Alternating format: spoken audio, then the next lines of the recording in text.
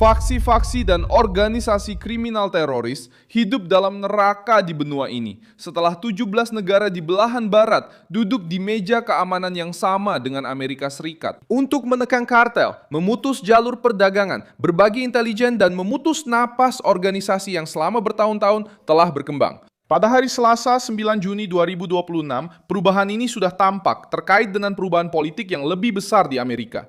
Peru sedang mengalami pemilihan yang sangat ketat antara Keiko Fujimori dan Roberto Sanchez. Chili sudah memilih Jose Antonio Casti dalam perubahan besar ke arah kanan. Bolivia telah mengakhiri hampir 2 dekade dominasi MAS. Honduras menempatkan Nazri Asfura berkuasa setelah persaingan yang ketat. Costa Rica memberikan kemenangan kepada Laura Fernandez dengan janji tegas melawan kejahatan terorganisir. Dan disitulah perisai Amerika masuk sebagai jawaban atas kekacauan yang melanda kawasan tersebut. Pesan dari Trump sederhana. Kartel bukanlah gerakan sosial. Perdagangan narkoba bukan masalah kecil. Dan perbatasan yang ditinggalkan menjadi undangan bagi penjahat, penyelundup, dan pengaruh asing. Pada saat yang sama, pemotongan program-program yang terkait dengan mesin bantuan luar negeri lama Amerika Serikat menjadi bahan bakar politik bagi mereka yang menuduh kaum kiri globalis mendukung birokrasi yang tidak pernah menyelesaikan masalah nyata rakyat. Apa yang berubah di benua ini? Mengapa kejahatan menjadi sasaran utama? Bagaimana 17 negara bisa masuk dalam pengepungan ini? Saya akan ceritakan semuanya kepada Anda. Jika Anda suka konten yang langsung ke inti dan tanpa basa-basi seperti ini, pertimbangkan untuk berlangganan, karena di sini ada video seperti ini setiap hari. Konferensi Amerika melawan kartel mengumpulkan otoritas pertahanan dan keamanan di Doral, Florida, di dalam wilayah Komando Selatan Amerika Serikat. Di sana, perwakilan dari 17 negara menandatangani deklarasi bersama untuk memperkuat keamanan, kedaulatan, dan stabilitas di belahan bumi barat. Agenda tersebut tidak disembunyikan dalam bahasa diplomatik. Fokusnya adalah kejahatan terorganisir, perdagangan narkoba, kartel, jalur ilegal, dan tekanan dari kelompok-kelompok yang melintasi perbatasan menggunakan uang, senjata, narkoba, dan migrasi sebagai alat kekuasaan. Pete Hegseth membahas topik ini sebagai ancaman langsung bagi kawasan tersebut. Usulannya mencakup memperluas kerjasama operasional, berbagi informasi, memperkuat dan menjadikan pemberantasan kartel sebagai prioritas keamanan. Komando Selatan juga menginformasikan bahwa koalisi tersebut berupaya untuk mencegah jaringan narkoteroris. Setelah itu, Chili bergabung sebagai anggota ke-18 dan Ekuador ditunjuk sebagai negara pertama yang melakukan aksi darat bersama melawan struktur yang terkait dengan kartel. Ini menunjukkan bahwa rencana tersebut tidak lagi berhenti di ruang rapat dan mulai menargetkan logistik, basis, serta komando kriminal. Trump telah mempersiapkan perubahan ini sejak 20 Januari 2025 ketika ia menandatangani perintah eksekutif untuk membuka jalan bagi klasifikasi kartel internasional dan organisasi lainnya sebagai teroris. Keputusan ini mengubah bobot permasalahan. Kartel tidak lagi diperlakukan hanya sebagai geng lokal dan mulai dipandang sebagai ancaman transnasional. Dampaknya sampai ke Brasil ketika Amerika Serikat mengumumkan penetapan Primeiro Comando da Capital dan Comando Vermelho sebagai organisasi teroris asing yang berlaku mulai 5 Juni. Anggota pemerintahan Lula menunjukkan kekhawatiran terhadap dampak pada kerjasama kepolisian dan risiko tekanan dari luar negeri. Chico Lucas, sekretaris nasional Keamanan Publik, mengatakan bahwa Brasil tidak akan menerima intervensi asing. Andrei Rodrigues, Direktur-Jenderal Polisi Federal, menyebut keputusan itu bersifat politis dan mendukung peningkatan kerjasama. Tanggapan tersebut memperlihatkan titik sensitifnya. Kelompok-kelompok kriminal Brasil sudah tidak lagi dipandang hanya sebagai masalah internal oleh Washington. Ketidaknyamanan di Brasilia memang beralasan. Primeiro Comando da Capital dan Comando Vermelho telah berkembang melampaui batas-batas tradisional kejahatan perkotaan. Ketika sebuah organisasi beroperasi dalam jaringan, penanganan secara terpisah menjadi lemah. Perisai Amerika diciptakan tepat untuk menutup celah antara satu perbatasan dengan perbatasan lainnya. Migrasi legal juga menjadi pusat perdebatan, karena karavan-karavan membuka jalan bagi para penyelundup, pemerasan, dan eksploitasi manusia. Selama perbatasan yang longgar di era Biden, banyak komunitas Amerika Latin juga harus menanggung akibatnya. Kota-kota kecil melihat arus masuk yang tidak terkendali, tekanan pada layanan publik, ketakutan, dan kelompok kriminal yang memungut biaya untuk melintas. Narasi kemanusiaan mencoba menutupi masalah ini, tetapi masyarakat biasa melihat kekacauan itu secara langsung. Keletihan ini berubah menjadi suara dalam pemilu. Di Chile, José Antônio Cast memenangkan putaran kedua pada bulan Desember 2025 dengan 58 poin.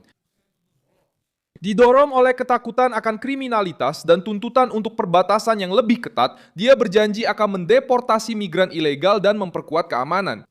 Di Bolívia, Rodrigo Paz Pereira menang pada Oktober 2025 dan menandai berakhirnya hampir 2 dekade dominasi emas di pusat persaingan presiden.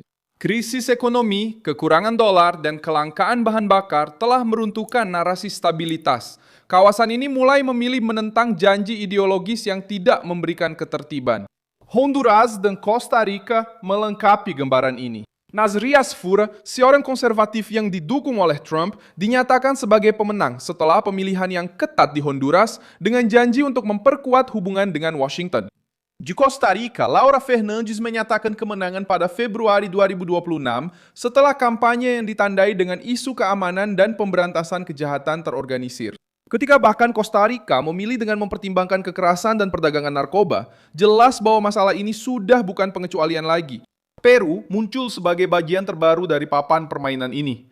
Keiko Fujimori dan Roberto Sanchez bersaing dalam pemilihan yang hampir berimbang. Dengan 94% surat suara yang telah dihitung, Sanchez memperoleh 50,15% dan Keiko mendapatkan 49,985%. Otoritas pemilu meminta tanggung jawab sementara penghitungan suara masih berlangsung.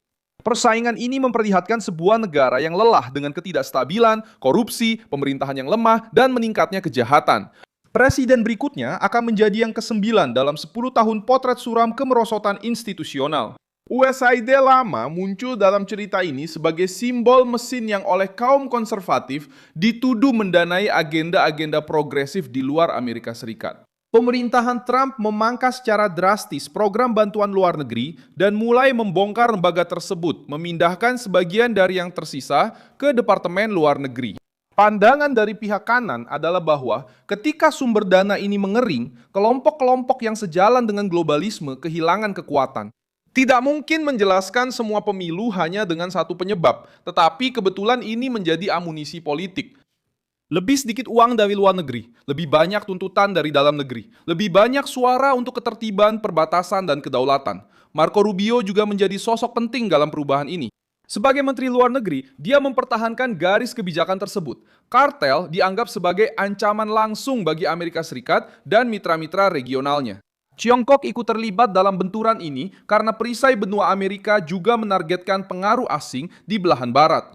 Washington menuduh Beijing memiliki peran sentral dalam produksi prekursor kimia yang digunakan dalam narkoba sintetis, selain juga memperluas kehadiran di pelabuhan, infrastruktur, dan wilayah-wilayah strategis. Bagi Trump, kartel, fentanyl, pencucian dan ekspansi Tiongkok adalah bagian dari satu persaingan yang sama untuk menguasai wilayah regional. Rencananya adalah menutup pintu bagi kejahatan dan bagi kekuatan besar yang memanfaatkan kekacauan sebagai peluang. Kejahatan terorganisir sekarang menghadapi tekanan yang berbeda. Dulu, banyak jaringan bersembunyi di celah antara satu perbatasan dengan perbatasan lainnya. Sekarang, usulannya adalah berbagi intelijen, melacak uang, menutup jalur, dan menuntut pertanggungjawaban pemerintah. Penjahat tidak lagi berurusan dengan tindakan yang terpisah-pisah. Sekarang mereka harus menghadapi sebuah koalisi. Penduduk di Amerika tampaknya lebih dulu memahami daripada banyak elit politik bahwa kedaulatan tanpa pengawasan hanyalah omong kosong. Perbatasan tanpa pengawasan berubah menjadi koridor. Pemerintah yang ragu-ragu menghadapi kelompok kriminal kehilangan kewibawaan. Trump bertaruh pada pemahaman ini. Dan dia menemukan sekutu di wilayah yang lelah dengan ketidakamanan, migrasi yang tidak terkendali, dan janji-janji ideologis yang tidak membawa kedamaian. Perisai Amerika. Amerika lahir di titik perpecahan ini, dengan 17 negara mengakui bahwa kartel harus dilawan dengan kerjasama, tekanan, dan keberanian politik. Milson Alves, seorang internasionalis, dan tujuan saya adalah membuat Anda tetap terinformasi dengan kebenaran setiap hari. Tautan berita ada di deskripsi video. Beri like pada video ini, subscribe ke channel, dan di akhir, lihat komentar agar Anda bisa lebih terlibat dengan komunitas Milson Alves.